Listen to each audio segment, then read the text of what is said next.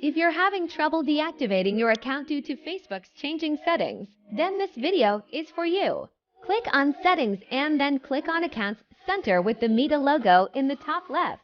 Under Accounts Center, click on See More and then select Personal Details and Account Ownership and Control.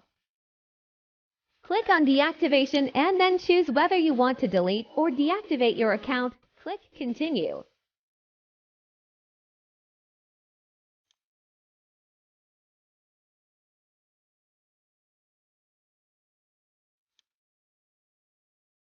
Facebook will ask for a reason for deactivation.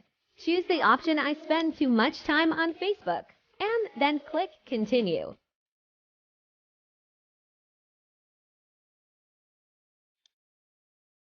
Finally, enter your login password and click Deactivate Account. That's it. You have successfully deactivated your Facebook account. Keep in mind that Facebook often changes its settings, so make sure to follow these steps carefully. I hope this video was helpful to you, and don't forget to subscribe to our channel for more useful tips and tutorials.